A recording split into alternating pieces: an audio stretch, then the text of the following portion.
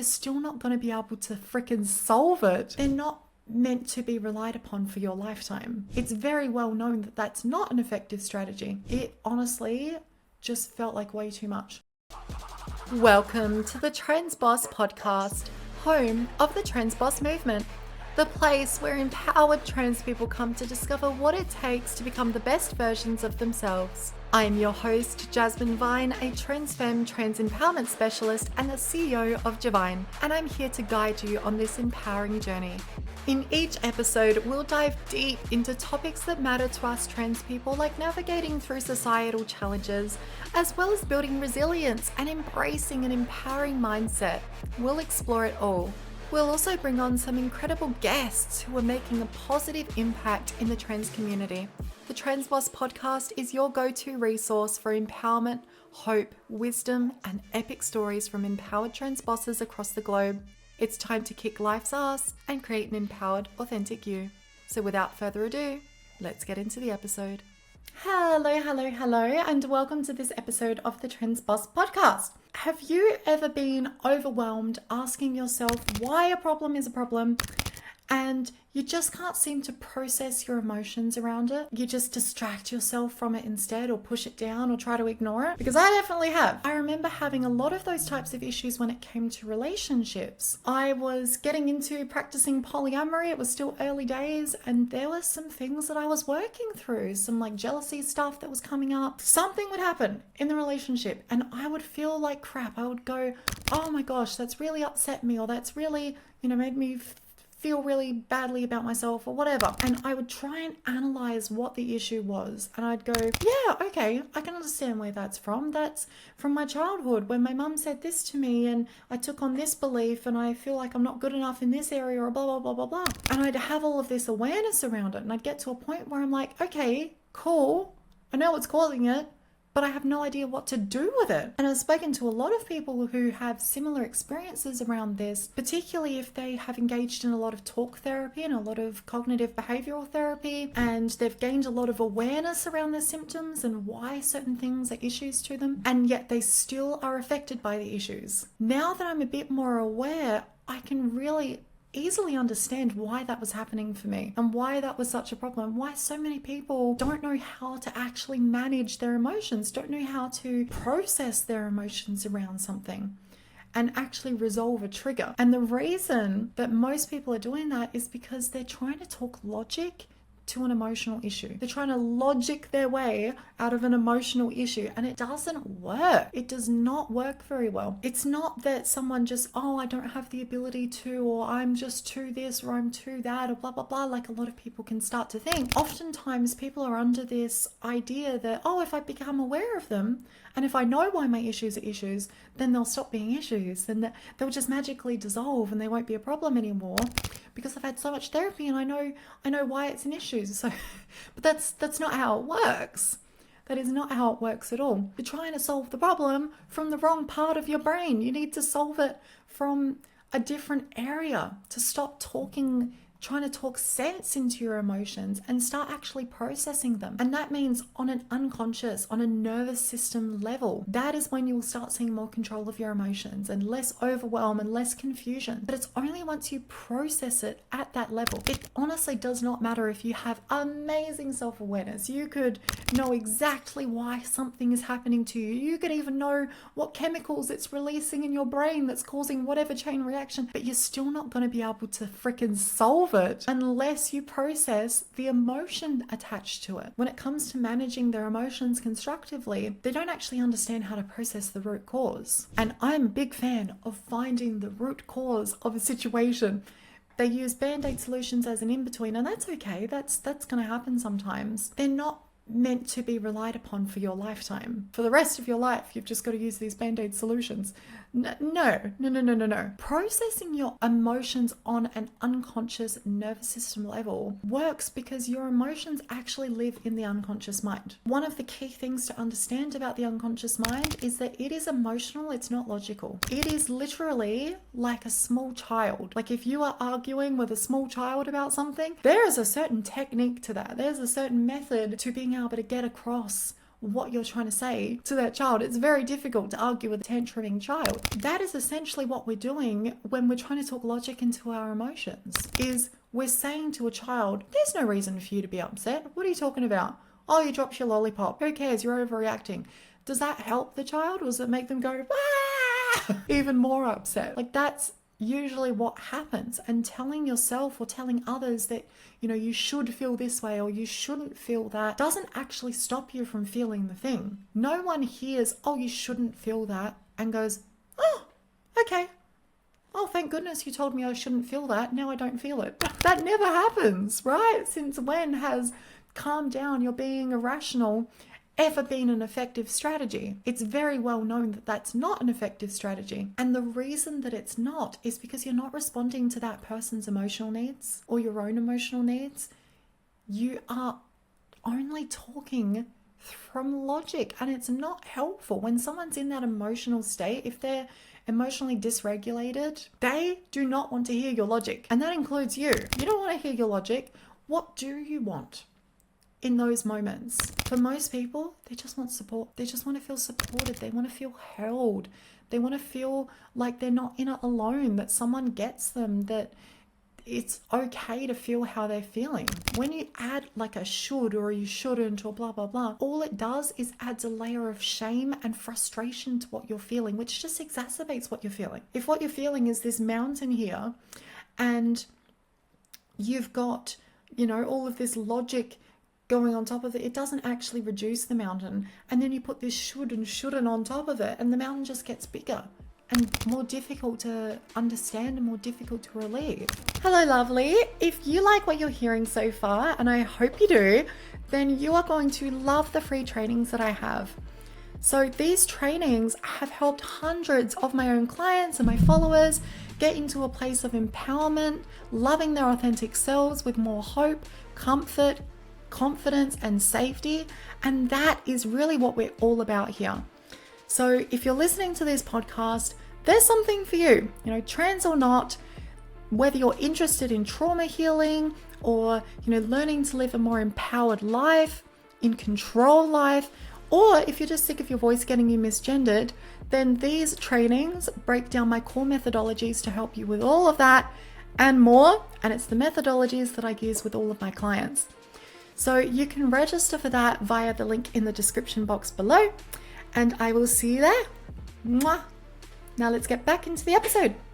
That's getting into the realm of distress tolerance or, you know, distress intolerant beliefs. You know, I can't handle this. This is too difficult. There's too much to deal with. There's blah, blah, blah, blah, blah. All of those are examples of distress intolerant beliefs, and they do the same thing as should or shouldn't. I should feel this. I shouldn't feel this. This is too much to handle. Oh, there's just too much going on. I can't deal with this. All of those types of things add to the mountain rather than reduce it. So if instead you just sat with yourself and went, you know what, it's okay to be feeling how you're feeling. What often happens when we do that is the emotions dissipate. And I have a recent example from this. I was crewing a business event a little while ago, and I stepped into the, the crew training space, and I was not feeling great. Like, I was feeling really upset. I was feeling really dysregulated, and I had all of this should stuff all going on. I was like, oh, I should show up at 100%. I should be able to put my stuff aside and really be there for this experience and blah, blah, blah. And I just felt at the time that I couldn't. It honestly just felt like way too much. When the facilitator was like, hey, you know, how's everyone feeling? Who's feeling ready for this? And then who's not quite feeling as ready for this? I put my hand up, even though I was scared to do it. And we had a bit of a chat about it in front of the group. One of the only things she said to me, show up how you are. We don't expect you to show up in any type of way. We expect you to show up as you. And so I was like, but I want to be able to show up and be able to encourage people in the participants, and I want to, you know, show up with high energy and everything. And she's like, you're not feeling that at the moment. That's inauthentic to you right now. Why are you making it wrong that you feel that way? And that really hit me. Why are you making it wrong? Whenever you make something wrong, you add an extra layer to it. Then you're still feeling the thing, and now you're feeling shame that you're feeling the thing. So it just adds another layer, and it's not very helpful at all. And you know what happened when she asked that? I felt my shoulders drop, And I felt myself go into this space where I was like, okay, I'm safe to just be me in this moment and to show up authentically and to do the best that I can with the resources I have. And that was so, so freeing. That just took such a weight off of my shoulders. And what ended up happening is I felt all that energy come in. As soon as I gave myself permission to feel that, all the things that I was like, I can't do this, oh, I feel so horrible, that all came back to me. And I was like, oh, okay, I feel strong enough. I feel like I can do this. That's what happens when you actually acknowledge your emotions and you sit with them and you don't make them wrong. And that is what I want to encourage every single one of you listening to these words to do, is to not make your emotions wrong. Don't make an emotional trigger wrong. It doesn't matter whether you should or shouldn't feel it. You're feeling it, and that's all that matters. So be there for yourself. When a child is upset about something, even if it's because they've dropped a lollipop, the best way to help them calm down is to just be there with them and go, dude, that sucks. I'm sorry you dropped your lollipop. That must feel really bad. That must feel really upsetting for you. And they'll go, oh, yeah, it is. I'm like, okay, cool. What can we do to help you move forward? That is generally what helps a little child feel better. And I want you to start thinking about your unconscious mind as though it's your inner little child. This is where inner child work comes from, is just how you can console a child out in front of you that's upset. You can do the same thing to your unconscious mind, just imagining that it's that little dysregulated child that's overreacting, but it doesn't matter that they're overreacting because they're feeling the things. It's an appropriate reaction for them because they're feeling it. Don't make it wrong. Treat yourself as you would a best friend. Treat yourself as you would someone who you really care about, because you should really care about yourself. And I'm adding a should there intentionally, because I want every single one of you to care about yourself, to show kindness to yourself, to show compassion to yourself, because doing so helps you show more kindness and compassion to other people as well. There's a whole bunch of stuff related to this that I could really get into, because that's more about when something's happening in a present moment. The best way to process the actual emotion side of it is to not get into logic land. It's to get into compassion land and kindness land, to give yourself a hug, to just be there with yourself, to be there for yourself. That's when it's something's happening in the moment. When there's stuff that you have already repressed from the past, when there's things that have already happened that you've bottled up, that is when a different process is needed. That is when there's a little bit more of a journey to go into to process that thing. And especially if it's a big thing, if there's big capital T trauma type stuff, that's going to require a bit of a gentler approach and a bit more of a strategic approach with it. Not in a logic sense, but in a processing sense. It's like digesting your emotions. This is a term that I came across the other day that I absolutely love, because I always talk about processing your emotions, process. But what happens when you don't process it in the moment is it backs up. Just like if you've eaten a lot of food and you are emotionally constipated, those triggers, those emotions, those things have stored up and they haven't been able to pass. It's a pretty gross metaphor, but it's so true, because that's what happens emotionally. If we don't digest our emotions, they back up, and then we have all of these toxic things in our body that are supposed to be released, are supposed to move through us, that are getting stuck within us. And then what happens then is anything else that you try to ingest, you will not be able to digest. In fact, you might even get to the point where you can't eat anything. If we're going with that metaphor, you can't handle any emotional thing happening or any trigger happening, because you're already so backed up with all of the other stuff that you haven't digested and let go of. Pretty gross metaphor, but hopefully you get the picture. Or maybe not the picture. That's what we're doing when we're emotionally processing something. And when I talk about prior traumas, we're digesting prior traumas to give space for you to experience new things and to actually process things as they come up. It's very difficult to turn towards the emotion and to process things as they come up if you're bringing all of this old stuff from the past and you're bringing all of that into the present moment. That makes it quite difficult. The moment you actually learn how to digest, how to process your issues on that nervous system, emotional, unconscious level, things will become so much easier. To summarize, the emotional versus the logical. You need to make sure that you're not just applying logic to your emotional issues, because that's just going to lead to frustration and shame and confusion. Emotional processing.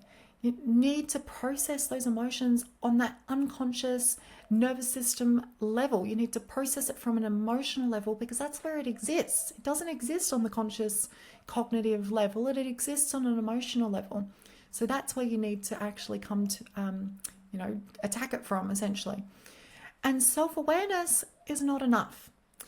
Even with high self-awareness, people can still struggle with emotional regulation and emotional management if they don't understand how to process the root cause of their emotional issues. Hopefully you have got some little tidbits out of that one, and you can use that to help you in your own life to be kinder and more compassionate to yourself, because you deserve that. You deserve that kindness and compassion. So treat yourself as you would treat your best friend. And until next time, thank you for watching, and bye-bye. Thanks for tuning in to this episode of the Transboss podcast.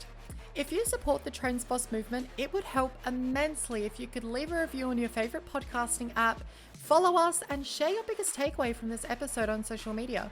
Don't forget to tag me at jasmine.vinee on Instagram, because I would love to see it. Now get out there, do the things, and take the next step into that empowered life you deserve. See you next time.